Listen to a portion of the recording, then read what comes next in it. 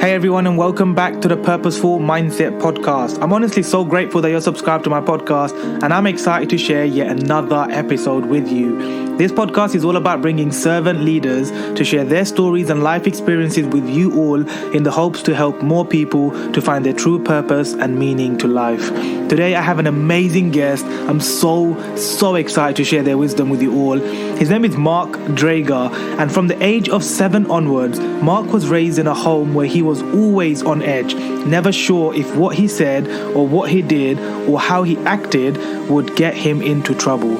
One moment everything was fine, and the next he was told that he was the most ungrateful, worthless and pathetic waste of space, and that's what comes from growing up with a manic, bitter, alcoholic stepfather. That was his home life until he moved out at 16. It took him a long time to get comfortable with his childhood and to understand how it shaped him into being the person he is today. How the anxiety, the fear, and the constant feeling of never being good enough led him to his ultimate purpose, to help people create extraordinary businesses. In this episode, Mark shared many thoughts around overcoming fear, becoming more confident, and taking the leap to get into the next level of your life. He also touches a lot on mindset, content creation, and how each one of us can tap into our higher level of potential that we all have within us. So without further ado, let's get straight into this episode.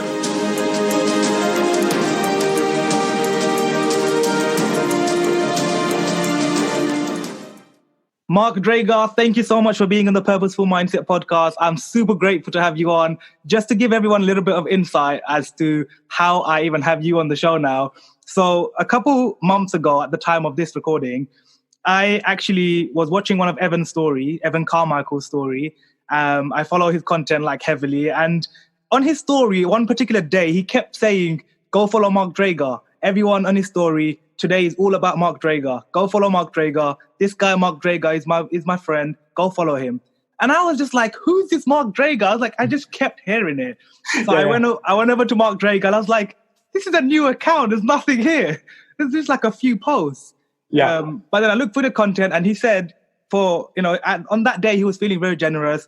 And he said, anyone who leaves a genuine, authentic comment on one of Mark Drager's posts and follows him, he's going to pick that person and to have Evan on their podcast. I was like, bang, this is my opportunity. Like, let me just take action and just do this, because it's the only way I could get without paying Evan on my podcast, right? So I was like, boom, I did it. I went into Mark Drager's account, followed him, left a really genuine comment on one of his posts, which was really cool. And suddenly on the same day, a few hours later, I get a message from Mark Drager saying, I pick you, Sadiq.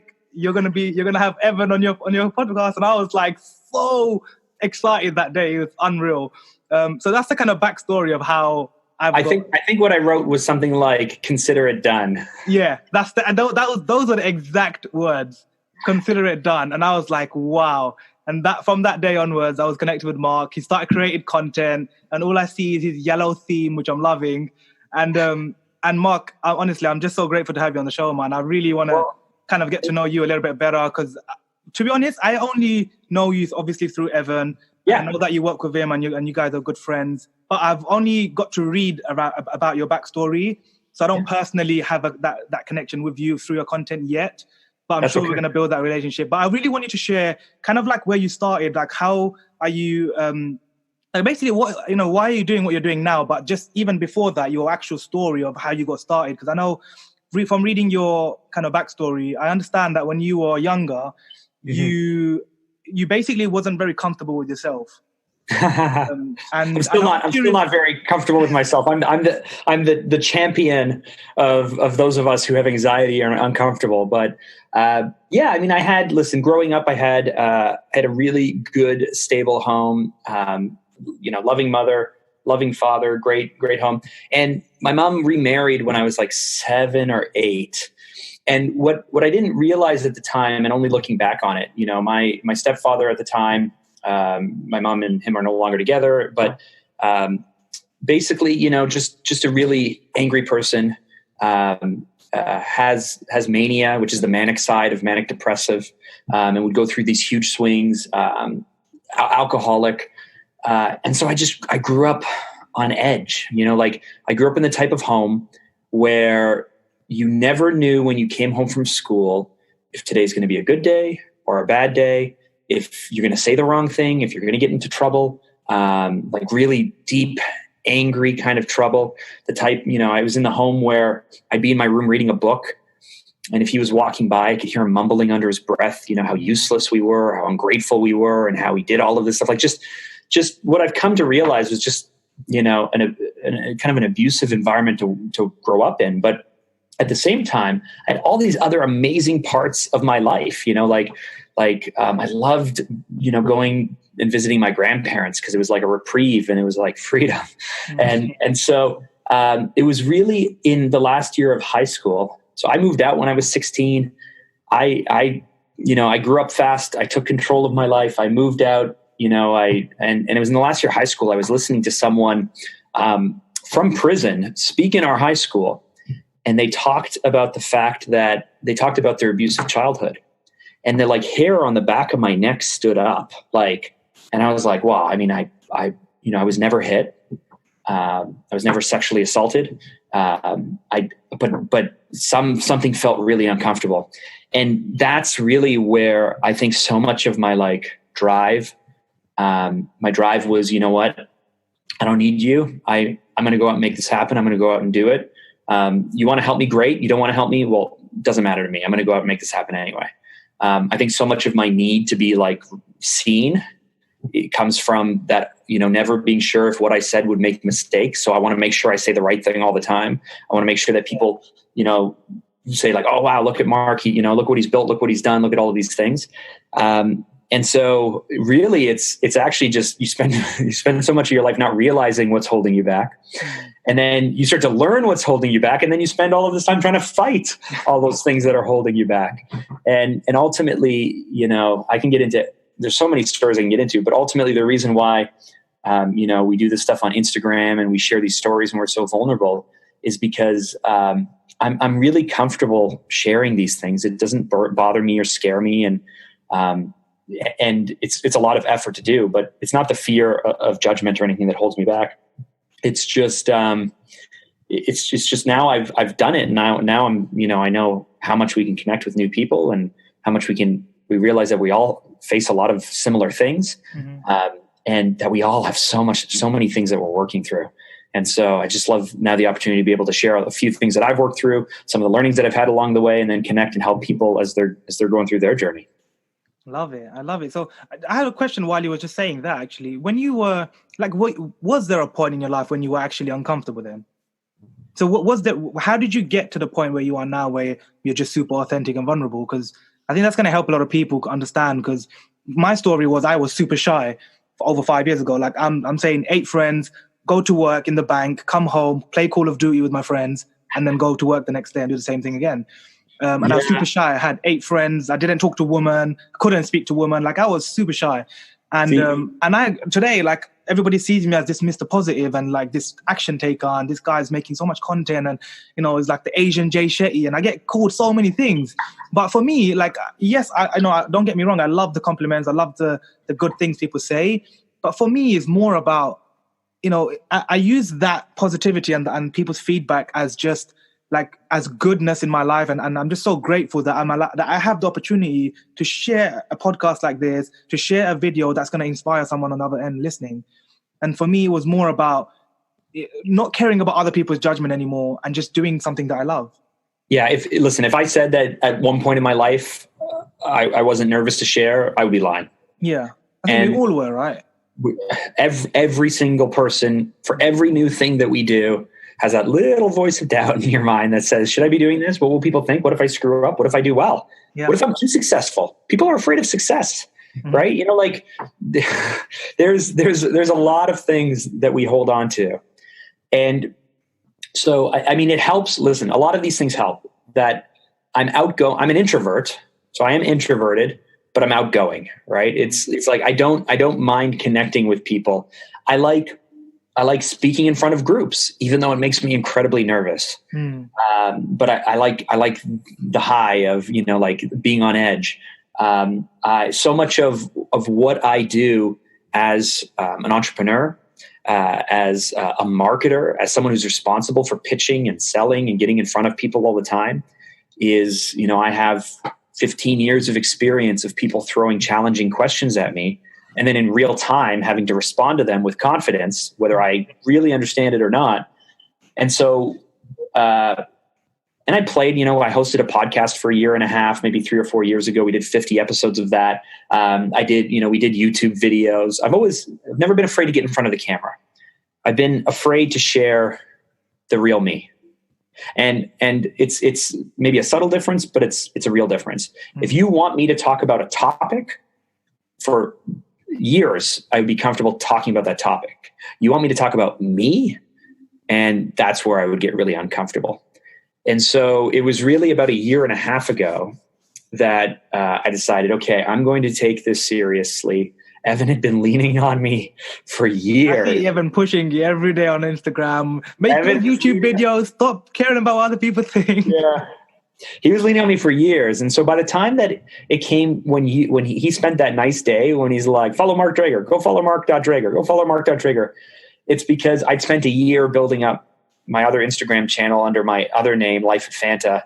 And we just weren't really getting traction. I was trying to figure things out. And we grew from like 250 to 750 followers in a year. And I've learned some lessons in that too. It's okay to work on something for a year and just change. But people were surprised, when I posted my first selfie of me in November of 2018, because I hated taking selfies because I thought it made me look selfish. I thought it made me look egotistical. I was worried people would say, see, Mark really does think a lot of himself, doesn't he? And so that's why I didn't want to talk about myself or show myself or anything like that. But when I said, fine, I'm going to do this. And then I started, people are like, wow, you're really good.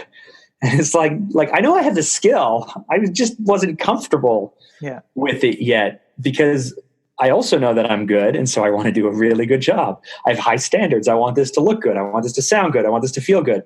I've noticed from your videos, actually, like your videos, quality is on point. The branding, the edits, everything's like super on point. So I love that as well.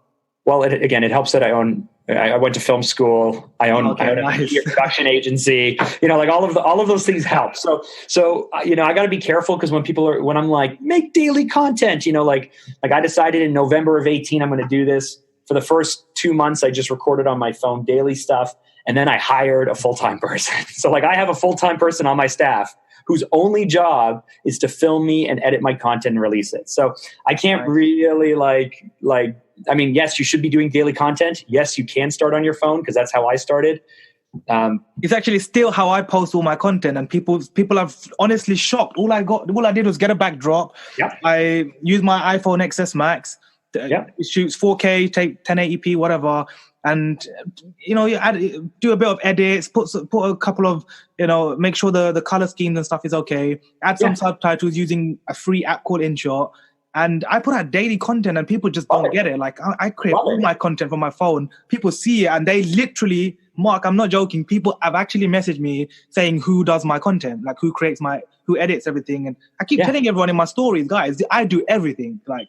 Right now, I'm in the phase of my life and my career where I want to go into speaking full time. I'm still figuring things out, but I'm making all this content to inspire you guys daily and doing it myself with the podcast, with the 2 videos a week, YouTube channel, every other platform, TikTok now. Like, it's crazy. It is. I love it. It's crazy because in March of this year, I did all of my own stuff because before I hired someone, I wanted to see how much work it was. I wanted to set up the project files and the music and the beats and the timing, and I wanted to watch my own footage so that way I could see if I sucked or not. And I was spending like 26 hours a week on it on top of the 50 or 60 hours I already work a week. Yeah. And so I could do that. I think I did that for 3 weeks. And then I was like, I can't do this anymore. It is a lot. Like I can definitely relate, man. Like it's a lot making content, but you gotta, I guess it comes back to intent, right? It really comes back to the intention. Why are you making it? Sometimes I sit there just editing the podcast on a Sunday evening before it releases. And like people, like I sometimes go on my story and just like, no one ever sees the behind the scenes, man. Like, no one ever sees me just in the background when I go quiet for a few hours. I'm actually hustling. I'm actually editing this podcast episode to make it look all fancy and nice. So when it goes out on Monday, everybody gets value from it, right? And I'm also like a perfectionist, so it has to look good. It has to, it has to sound good. It has to have the tune, and everything has to be on point for me. And that's just how I've always been. And I think that's one of the things that when I do create a team one day, like that's one thing that I will struggle with at the beginning, is to kind of let go, because I feel like I need to have the control. But that's something that I still also have to learn, I guess, along my journey as well. So here's the thing with life. This works for family. This works for business. This works for everything. You can either be in control or you can grow an asset, right? Yeah. Like you can either be in control of your spouse, or you could have like a loving relationship. You can try and control your kids, or you can have a great relationship with them as they grow up. You can either have a business that's big, or you can be in control of everything and be small. That's just the way it is. Yeah, I love it. It's so true. So something else I want to ask you actually is when you were going through that journey of yours, trying to figure yourself out, and because I know a lot of my listeners, right, they're kind of in that space where they are kind of stuck, and I see it from kind of like the comments and the DM conversations I have. Like some people are very like they just overthink a lot. I think they just overthink a lot. They want to create content, but there's something stopping them, some kind of fear, something inwardly is stopping them. Did you used to feel like that as well? And what did you do to kind of get yourself out of that space of just kind of overthinking and go into kind of more action taking steps? Yeah. So I have this, Evan helped me work it out last May, but there's this saying I have, or this principle, which is to always be jumping. And so at my cottage, I don't know, in the UK, you guys don't have cottages, I guess, but no. here in Canada, if you drive 2 hours north, you're in the middle of nowhere. It's just forest and lakes. And so we have these summer places that, people around here, they just go to get out of the city. So, we go and we cottage at our cottage, and at my cottage, there's this 40-foot cliff that you can like climb up. And for, 100 years now, people have been climbing up there and jumping off this cliff. So that way they can hit the, free fall and hit the water. And so as a little kid, I'm 6, I'm 7, I'm 8, we're going to what we call the bluff. We're going to the edge of the cliff, and you're standing on the edge of this sheer rock, and you're 40 feet. So 4 stories up above the water. And when you're standing there and you're looking all around, again, 4 stories up, and there's the wind and it's quiet, and you're just thinking, am I really going to jump off this thing? Am I really going to do this? And no, the answer is no. Your brain is saying, no, you're not going to jump off this thing. That's stupid. So the only thing you can do is take like a bunch of steps backwards. And then before you think about it, you start running, and you start running. And then you're like, what am I doing? And then suddenly you're now in the air, and you're like, oh, I'm falling. I'm about to hit the water, and you hit the water, and it's the most exhilarating thing that you could possibly do. And so you come up and you're like, you did it, right? I'm getting goosebumps now. You did it. And you climb yourself up there, and you're like, I'm going to do it again. And then you just spend a few hours just throwing yourself off this cliff time after time after time. But the thing is, once you jump the first time, it is not scary anymore. There is no fear. There is no worry. There is no concern. Because you've jumped, and you know that you can jump, and you know that you won't get hurt, and you know it's not a big deal. Your brain doesn't tell you to stop. You just go. You have fun.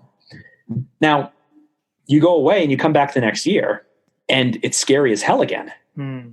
Right? In that gap, in that distance, that time between last year when you jumped and this year, you're standing on the edge again. And even now, I take my kids there. I'm 36. I take my kids there. It is scary as hell. I'm like, I'm too old for this. I'm going to hurt myself. What am I doing? My kids are busy throwing themselves off. They're like 10. But it's scary until you jump again. And then suddenly the fear is gone, and you remember how much fun it is, and it's all great. Your brain doesn't scream at you to stop. And so in life, accepting change, realizing that you're not as good as you thought you were, realizing that you're better than you thought you were, that really painful thing that happens to you, that's the jump. To me, that's the jump. Love that. And so you're standing there on the edge of doing something that you don't want to do, that scares you, or whatever it is. So you can take a few steps back, and you can throw yourself into it, which is my answer. Just say yes to it. Just say yes. The reason I say think big, be bold, say yes, is because you got to say yes to it, whether you want to or not. But the real secret isn't just to say yes. The real secret is to always be jumping. Because if you wait a year until you decide to do the next thing, it's scary as hell again.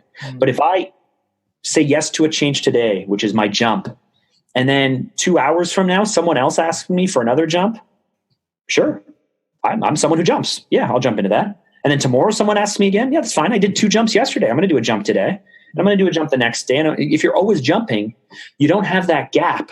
You don't have that time to detach yourself back to comfort and then start freaking out about everything next time you're facing this big challenge. The answer is to always be jumping. I love that concept. That's the first time. It reminded me of, you know what it actually just reminded me of? Have you seen that clip of Will Smith talking about fear?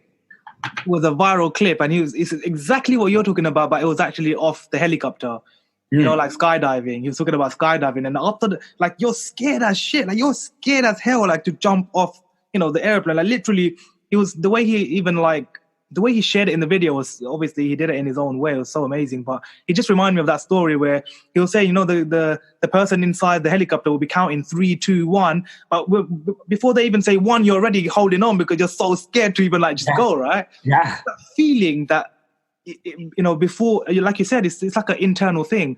For me personally, I remember when I went to this indoor kind of trampoline park kind of thing here in London, and there's a slide, right? And Mark, I'm not joking. I've never seen a slide for me goes like this, right? Like, it goes down and it's like really nice and smooth, and this is like this bendy. This slide was just down. It was completely vertical. I've never seen anything like it. So I'm there sitting there on the edges or the same thing, looking down. I was like, shit, like, this is scary. I've never jumped in a vertical slide in my life. And I was so scared. It took me, because my friend was recording me on the other side, laughing his head off, like, just jump, Sadiq, just jump. Stop being so scared. You're the one who talks about take action and fear. Like, now you got to do it. In my mind, I'm thinking it's true. I'm not a hypocrite. I'm definitely going to do this. It's just going to take me some time. Let me convince my brain that I need to do this. It took me 1 minute and 25 seconds from the video recording that he took. 1 minute, 25 seconds, I was sitting there, literally scared as hell to jump down this thing. In the end, I just said one thing internally in my mind. I just said one thing to myself. I was just like, who gives a shit? And I just went. I was like, go. Screw it. I'm just going to go. Forget it. And was it fun? It was the best thing. I came jumping right back up again to do it again. Right. Just like you said, after the first time, it's like, man, I did it. I'm alive. I was scared I'm going to die. Yeah. But after I did it once and I survived, I was like, this is fun. Let me go again. And again, like you said, it's just when we're consistent in doing that same action, if I was to just go to that slide, like you said, and did it once and then, 2 weeks later come back, I would still be scared again. Mm-hmm. But because I kept doing it, I got my body got used to it, and my mind started accepting that this is not scary anymore. This is actually exciting. It's fun. I love what Evan said to me on the other day on one of the episodes as well, that when he was sharing about when something's scary, just do it and think of it as, I'm not nervous, I'm excited. See, I say that. I say that he hates that from you. He hates that. I like to turn scared into excitement. He thinks that that's a crutch and an excuse. Really? He said something very similar to that. He said, when you're nervous, just do it and tell yourself that I'm not nervous, I'm actually excited. No, I say that. He hates that. Okay, maybe he said something else. That's probably my fault. Yeah. He said something very similar to that. He thinks that's a crutch. Oh, really? He wants you to say, I'm scared, but I do it anyway. I say... He also said that too. Yes. He says he does that. He said that he also, when he goes on stage and he's a bit scared to speak on stage sometimes, he's super nervous, but instead of telling himself that he's excited, he feels the fear and he does it anyway. Yes.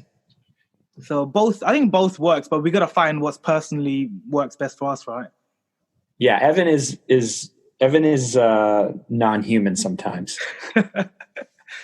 I'm sure he was like us one day, but he just managed to kind of build his mindset to where it is today, through experience, through a lot of challenges, and like most of the successful people that we know today, they've been through a lot of hardships and challenges, and they've kind of done that first jump many times, so they know if they come in to mentor someone, for example, they will tell that person, hey, you know what, I know exactly how you feel right now because I was there. I did it. The first time I've had the privilege of knowing Evan since 2007. I think I met him spring of 2007. And I'll be honest with you, I've watched him grow. I've watched him progress. But I've really only come to know him very well in the last maybe 2 or 3 years. We've known each other we're friends. We get together. But, in the last 2 years, it's amazing what he's done. Like, he's not even this year, even, with breaking his neck and all of that stuff he did last year, like, that he doesn't even want to think about because that's so far in the past. It's pretty crazy how much he's grown, because the man that I knew originally, was an introvert. He's still an introvert. Didn't really like to meet with people, looked for ways to streamline everything. Didn't really take meetings, didn't really go out, didn't really do anything. Now he's speaking on stages. He's in front of thousands of people. He's flying all over the world. I remember a long time ago, maybe a decade ago, I said, you should be on stage and you should be doing this stuff. And he's like, I don't want to leave. He's like, I don't want to fly anywhere. I don't want to do that. No. I don't want to go do anything. Totally different man today. And with the speed he's moving, next year he'll be new and improved on top of that. Yeah. But I think when you think about it, Mark, that's all of us, right? That's everyone, I think. At least, okay, I lied, not everyone. The people that are on this growth journey. It is everyone, though. They just, they want it. They're hungry for it. They just don't know. They don't know how to connect those two dots, right? Something's missing. I need this. I want it. They just don't know how to articulate it. They don't know that that's the answer. They don't know once they get a taste of it. I've been with people. I've heard this for a few years now, but I've been with people where, if I go out and if Evan and I grab dinner with someone, when we're at an event, doing a thought leadership event, and people come in and they spend days with our community, our type of thinkers, they are literally like, I don't want to go home. I haven't had a conversation like this before. I haven't spoken with people who think at this level or this speed or this pace or speak this honestly. And they want it, right? I think we all have it. I just think that there's a whole group of people out there who haven't tasted it yet, who haven't touched it. Because when those people fly in and they spend the time with us and then they get it, they go home. They're that person for the people at home. You are that person for the people in London, right? You've touched it. You've tasted it. You've had a part of it. And so I think everybody wants it. I think everyone needs it. It's just whether they've been exposed to it yet or not. I love that. No, you're right. You're totally right. Because in my mind, I was kind of thinking, what about those people that just go to the 9-to-5 jobs and they don't, they just go to work, come back home, and they don't have any other passion. They don't. No one like that exists. No one like that exists. So you believe everybody genuinely has something, but they're just kind of lost. They don't know what to do. They've been hurt, or they're dead inside, or they've lost hope that it's possible. But if you thought about the most boring person on earth, right? Let's pick the 62-year-old single, never been married, has no kids, has no family, accountant. I know you work for banking, but accountant who's so boring, even they have passions, right? Even they find themselves into photography or eating food or wine, or everyone has something. Everyone has something. No matter how much we may look at their life and judge them and say wow, they don't have a lot going on. Everyone is in the pursuit of a passion and community and connecting and serving. It's just baked into us. So how does that person, so someone that's listening to this right now, how does that person get out of their head and into the action? That's my question now. So, because most people, like I said earlier, they can take that first step, but they're still, maybe they're just looking for a push. Maybe they need, sometimes I think people actually need me to tell them one thing. Sometimes people just DM me just for the opportunity for me to just inspire them with a sentence. And they're pumped after that. Okay, cool. Yeah, I'm going to go do this now.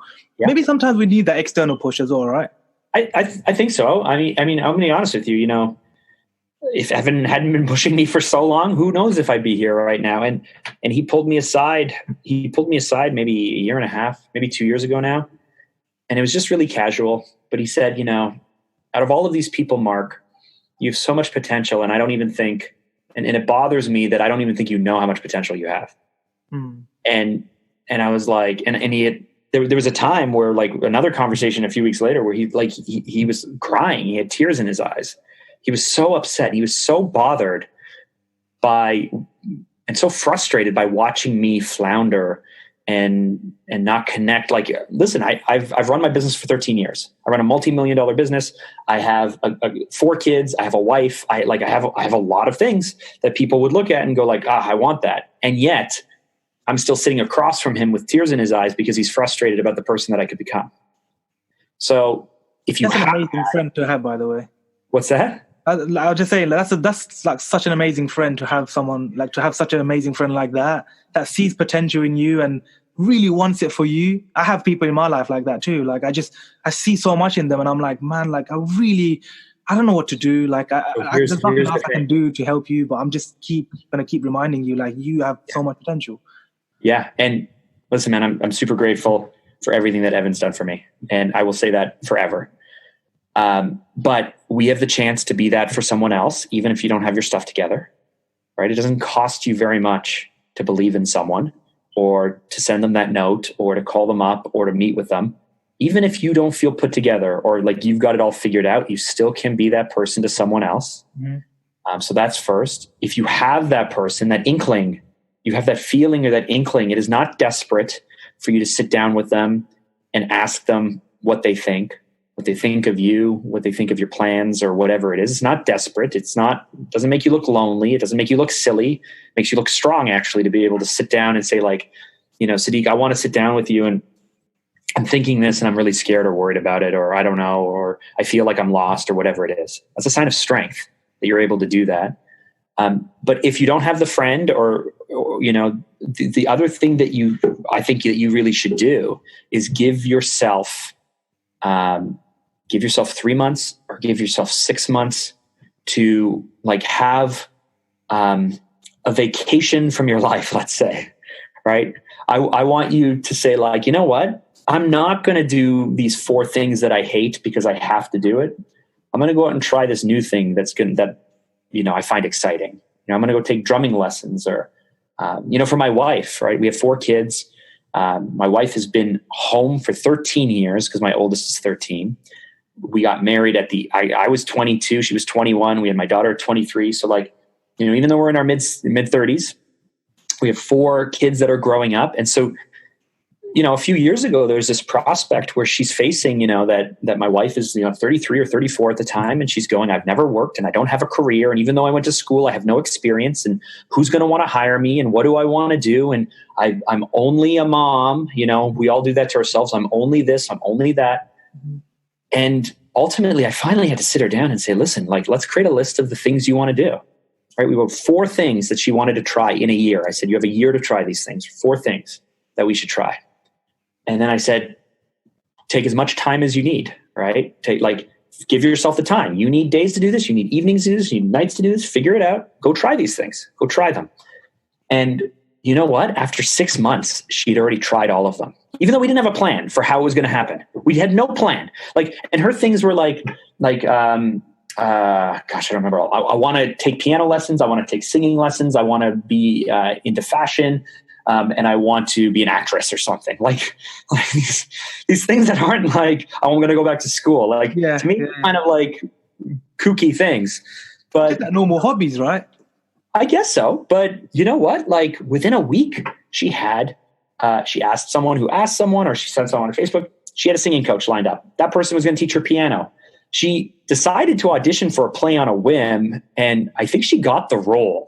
So, and then in that play, they wanted to help with wardrobe. And so, like, without us even planning anything, like, after 6 or 7 months, suddenly, like, all of these things had happened. And guess what? She didn't like piano. She still liked singing. She didn't like the wardrobe thing. She's pursuing acting. Great. That leads to her wanting to feel better about herself because she's on stage now. So she starts to get more fit. When she got more fit and really got competitive in it, she said, you know what? Now that I do all this stuff on stage and I'm fit, I like the idea of being a coach. So she's pursuing becoming a personal trainer, and like all of these things happen. And in like a year and a half, her outlook and her feeling and her life has changed. But it started with her deciding that she was going to give herself a period of time to try some things. Like, that's really where it started. It's like, I am going to give myself the gift.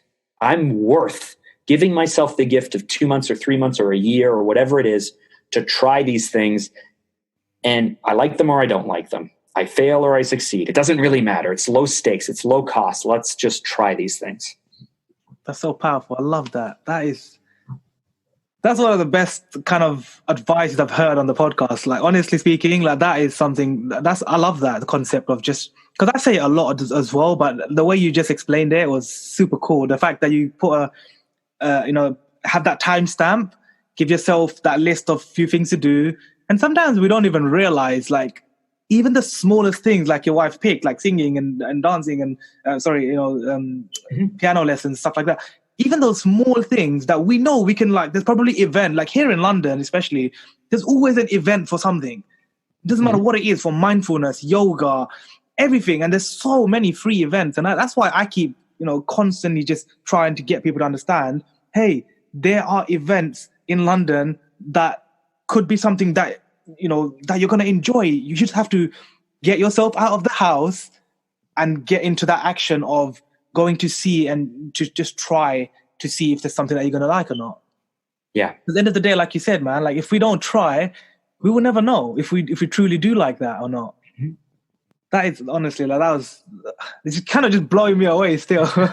It's simple stuff, but listen, there's a trap to this, right? Like I decide, I fall into this all the time. This is my thing. Like I have like a book buying addiction. Like I have everywhere around my office, I have books. I buy books. The last 6 months, I haven't bought anything, but I'll buy like 30 books a year, 40 books a year. Guess how many books a year I read? 2? Yeah. Not even. 0. Maybe 1 if I'm on vacation. Maybe 1. Now I listen to books, but I buy because books. You don't like reading, or what? I don't like reading. Okay, so you're just exactly like me. I have a list. Like people, every podcast guest, one of the questions at the end I'm going to ask you is to name a book that changed your life. Because most people have read or listened to a book that has changed their life. Yes. But here's the thing. Here's the trap, right? I buy books because I like books. I like books.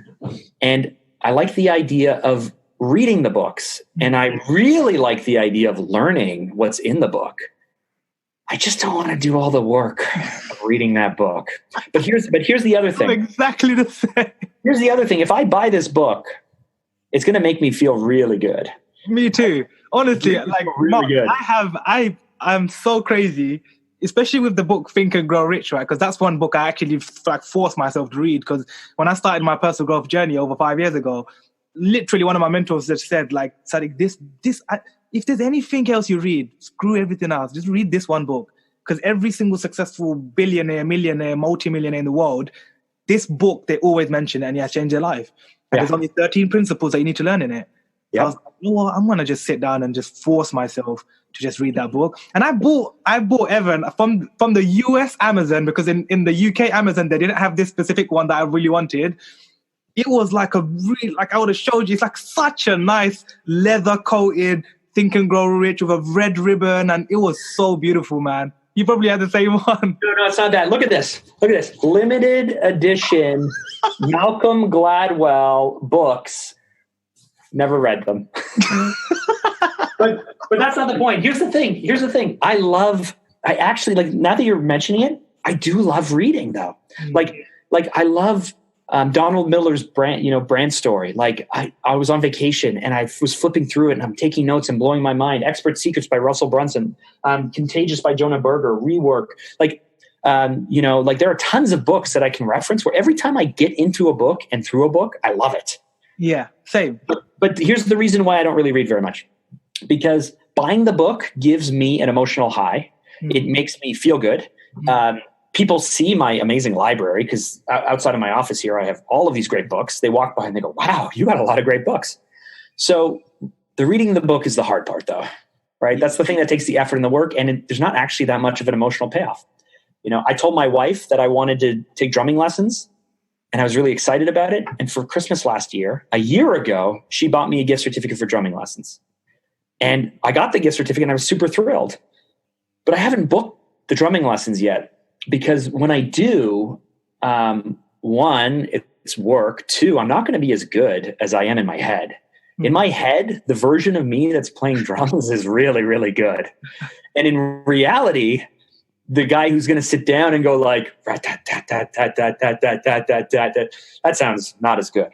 So this is the thing that we got to make sure that we don't do though. Right? When my wife decides that she wants to take acting, go acting and take singing lessons and play piano, and just deciding that she's going to do it could feed all of the, emotional experience she needs. This is why writers don't spend time writing, but they're perfectly happy to be writers, right? Oh, what do you do? I'm a writer. Oh, what are you working on? Oh, I'm working on some stuff, right? The writing is the really hard work, but being a writer is really cool.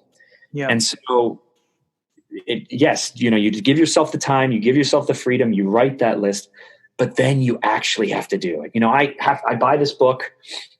I shouldn't. I have to read it, right? I've stopped buying books now because I've said it often enough that people are calling, you know, bullshit on me. Yeah. You know, Mark, stop buying books unless you're going to read them. And so I've stopped. I now get audiobooks. I now listen to them if I can. But yeah, you got to be careful that you don't fall in the trap of just getting like happy that you're the type of person who does it when you never actually do it. Yeah, I love that. And it's also kind of like, it kind of reminds me of like some people that I also encountered in my kind of 5-year personal growth journey, like how there are a lot of hypocrites out there as well. There are a lot of people out there that I met personally. I literally have met these people for coffee. They have told me certain things, and I have a very strong intuition, so I can just feel when someone's really just lying or just bullshitting something. I just know they're just talking nonsense. I don't say anything at the time, but I just know. And after that first meeting, I never want to. Why don't you say anything? Why don't I say something? Yeah, I guess it's because it's not that I want to hurt their feelings. I don't want to seem like a bad person. Sure. To them, that's the truth. Like I feel like if I be honest with them, then they will just see that, oh, you're also a fake person. You're just a liar. You're just like a mean person and this kind of stuff. So I kind of don't like hurting people, but I get the fact that sometimes we need to just be honest and tell people the truth. I done that a couple of times and I really got in trouble with a few people. So I was like, you know what? Rather than saying something which is my truth, which I would have just told them straight up, I'm just gonna just shut up and just be quiet and let them figure it out now.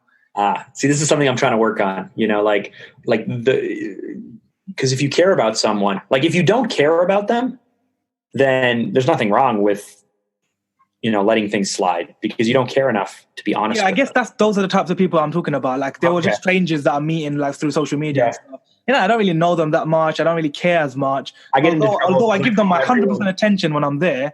Yeah. End of the day, like if I feel some kind of negative vibe or something wrong with this person or some kind of a bad feeling, then I just don't want to be around their energy. So I would just kind of just let it slide. Oh. Yeah, no, I still call people out on random. I don't know if they like it or not. Shots fired. But I'm at the gym, you know, and people are like, oh, we have to do this. And I will be like, why are you here? Like, come on, let's go. Come on. Especially in the gym, Mark, because someone's going to end up just coming and punching you. Throwing a big punch at you if you say that to someone random in the gym, like, who the hell are you, mate? Yeah. No, I don't go to those kind of gyms, but no, usually there's someone like, you know, you're in a gym class or something. And, you know, a few weeks ago, I did yoga for the first time, like not simple yoga, hard yoga.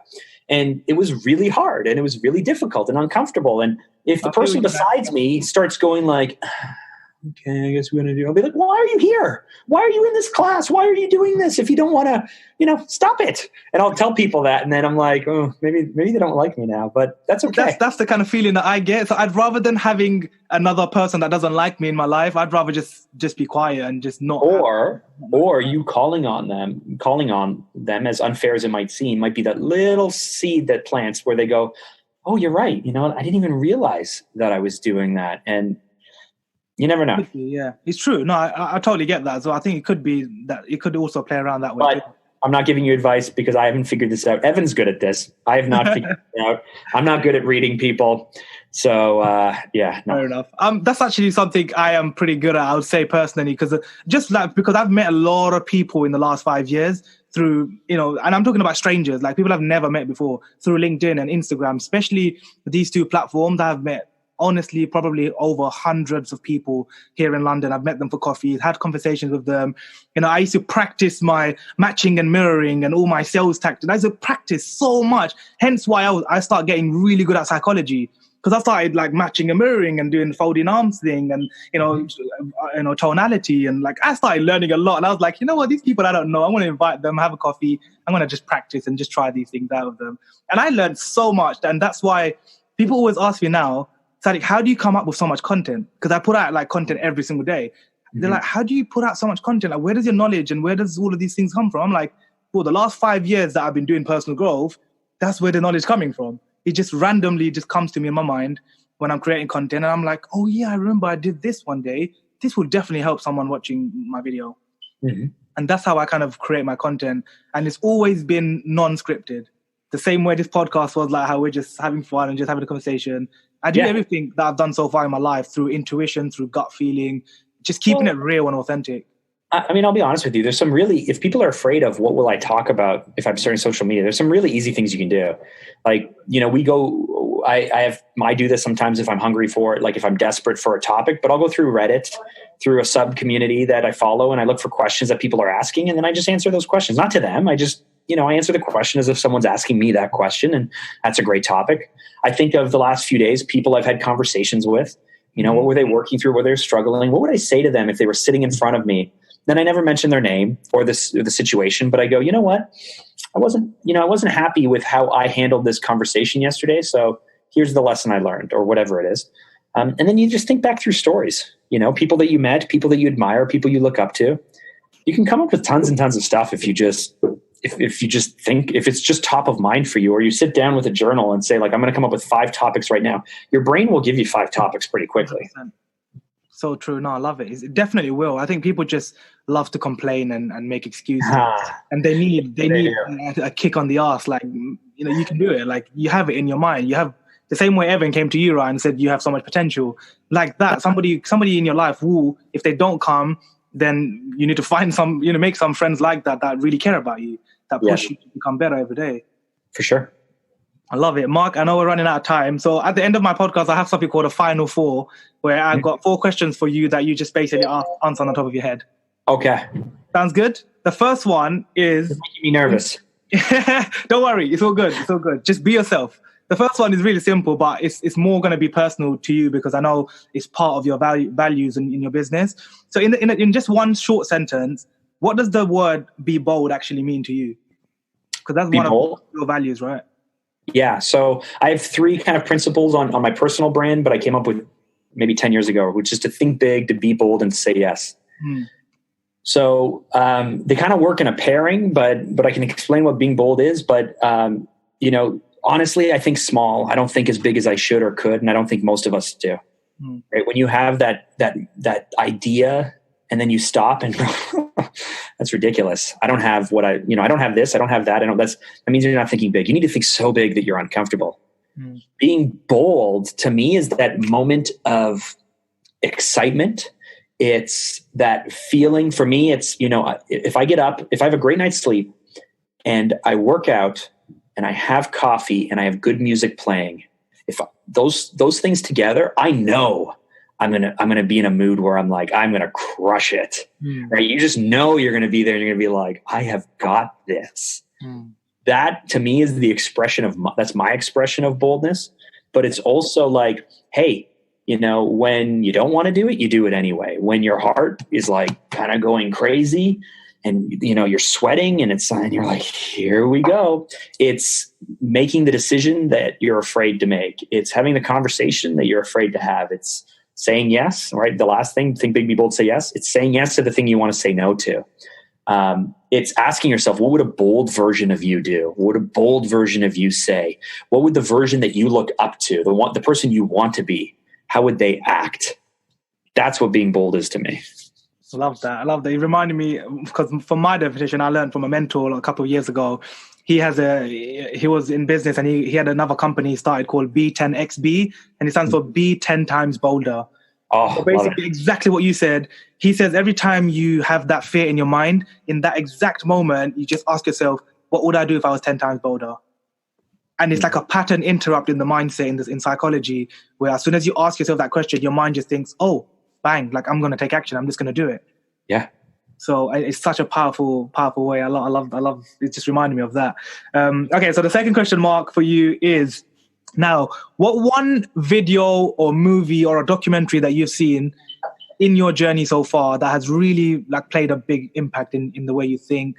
Maybe it could be with your confidence. Maybe it could be for your mindset, positivity. Something where it's really helped you as a person to become the bolder version of you. Did you think of anything from the top of your mind? You got to give me a second and then cut out all this pausing. Go for it. Yeah, go for it. Something that has really shaped my thinking. Can it be a book? You can share that one now if you want. That's the next. Oh, okay. Okay. No. You want a video, a documentary, or?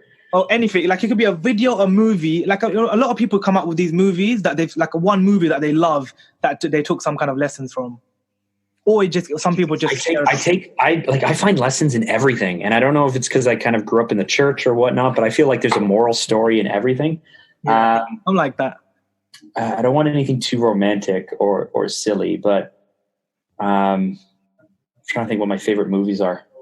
So my favorite movie is Amélie. I'm not sure if you're familiar with the French movie from like 2003. I think a friend actually shared it with me. One of my French friends actually told me about that film. I didn't watch it because I was like, I probably won't understand it or something. Well, there's subtitles, but I was in film school when this movie came out, and part of what I love about it is it's full of fantasy. It's about a girl who lives a life of solitude in her own head because she's just too afraid to do anything. And she spends so much time because of all these weird circumstances that happen trying to make other people happy that she never makes herself happy. And she's willing to sacrifice everything to make others happy, but nothing for herself. And so through this character's journey, you know, as the audience, you're just desperate for her to be bold and to make that move and to do that thing and to be happy, to find happiness and get that thing that she's never had. And so just along that journey with the fantasy and the music and the feeling and the absurdity, but at the same time, the heartbreak that you feel for this character, it's just my favorite movie because I'm a sucker for happy endings. And so, you know, it's just one of those things to show that like, even when you feel alone, even when you feel like you've lost it, and maybe, you know, it's not just in Hollywood, but in real life, like if you have a long enough vision and a long enough plan, those things are going to work out. They're going to come around your way and you're going to find kind of the happiness and the joy and the love and all of those things that you're searching for. Love that, man. So powerful. Kind of reminds me of like when Steve Jobs talks about the connecting the dots, and you know, if you don't worry and you keep following your intuition, eventually those dots will connect and you'll find happiness, right? Mm-hmm.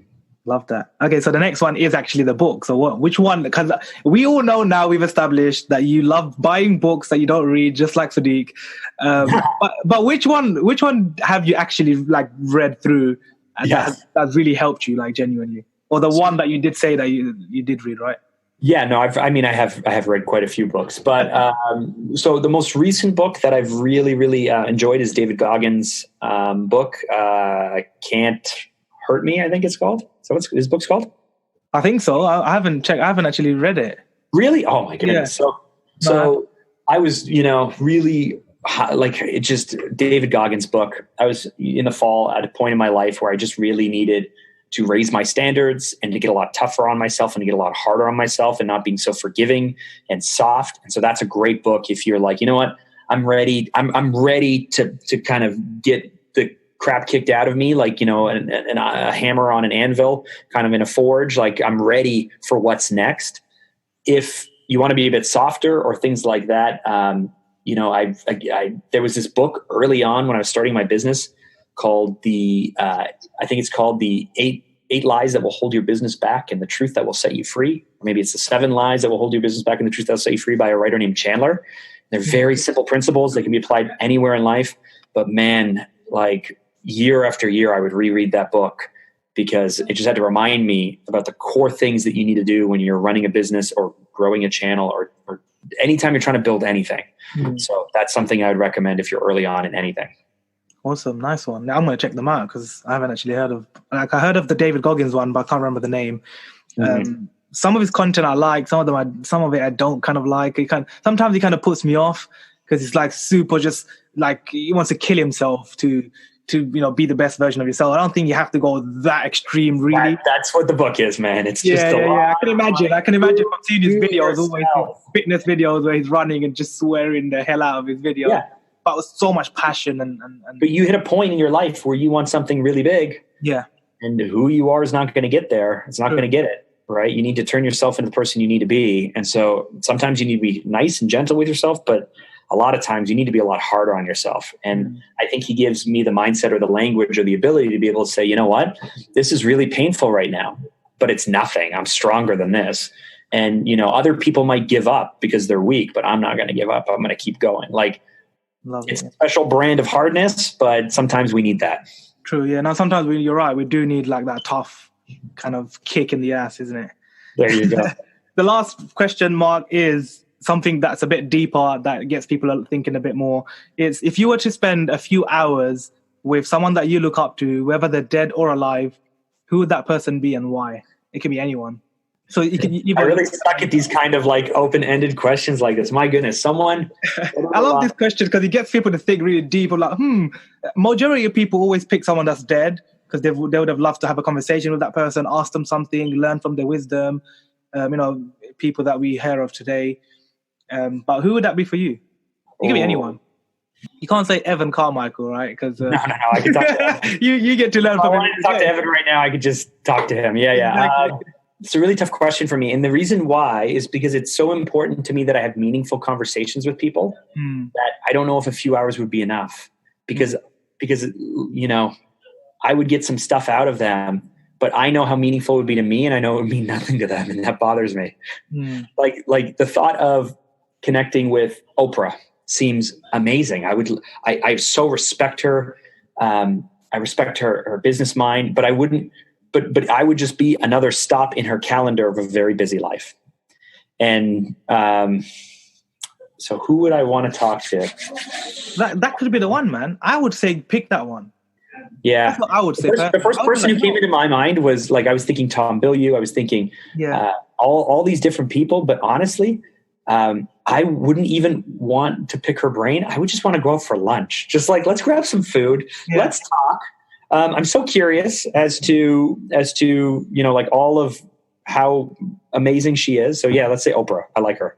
Yeah, go for it. And that for me, like, it's very similar. Like, I just think it comes back to what you were talking about earlier, just to finish off on this little point about being bold and like just being comfortable with just picking and just saying things that you believe in. Because most people, the reason why I have that question as the last one for most of my guests is because it really gets them to think, as you said, like, who would I really want to spend some meaningful, genuine, authentic time with, and to pick their brains and to learn from them. And it always comes back to, it never comes to money, it never comes to success, never comes to business.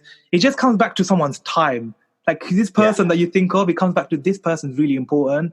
They're so busy, they're so successful, they're so big. Like, why would they give me their few hours of their time? But that's not even the question. The question is, you have an opportunity, like a wish, to pick anyone in the world that you can just spend some time with. Yeah. That's the question. Another person who comes to mind, I don't know why I have this through line, but Mindy Kaling, the comedian, the writer. Yeah. I don't know why I'm picking, women of influence, but she is really cool. She'd be fun to hang out. You're like, she'd be funny. You can learn a lot from her. Yeah, so definitely people in the entertainment industry, it seems, who are smart, strong women. For some reason, that's who I want to hang out with. Awesome. Nothing wrong with that, Mark. Nothing wrong with that. That's your personal choice. We're all different.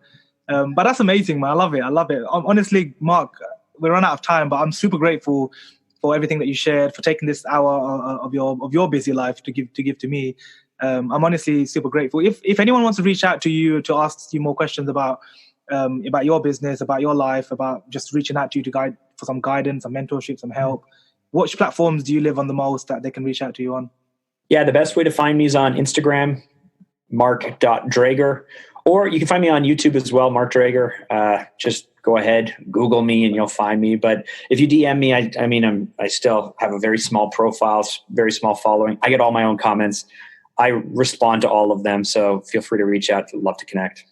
Awesome, man. I love it. And honestly, guys, if you're still listening, please go and reach out to Mark. Like, honestly, he's such a cool guy. Like, you see his stories, him and Evan Carmichael always having banter with each other, having a laugh. But the one thing I love about this man is just his heart and how authentic and vulnerable and honest he is. Like, I've been following you since obviously Evan told me, and I'm a very observing person. I may not always comment and like and stuff like that on everyone's posts, but I observe everybody on my feed. And like, I have been observing you and Evan and everyone else, and like, I see what you're doing, like how genuine you are, and like going out with your wife and your kids and stuff. And honestly, like, it's a lot for everyone to just learn from someone's real authenticity and the way they live in their life, and being open to share it with everyone. It genuinely means a lot to us, because we get to kind of look into how normal other people really are. Like, before I have Evan Carmichael on the podcast, I was just like, he's super busy. Like, he's freaking never going to give me even 20 minutes of his time. How the hell am I going to get 20 minutes of his time? So the fact that I had the opportunity, I was like, man, I'm going to just grab it. I'm going to go and comment really something big, nice on Mark Drager's post. Like, I got to tell you, I had this moment yesterday where I was on Instagram and people were responding, and I'm responding to answers, and I'm reading someone sent me a message about their life changing and they're crying and all this stuff. And I'm reading this stuff, and I'm pushing a grocery cart in a grocery store.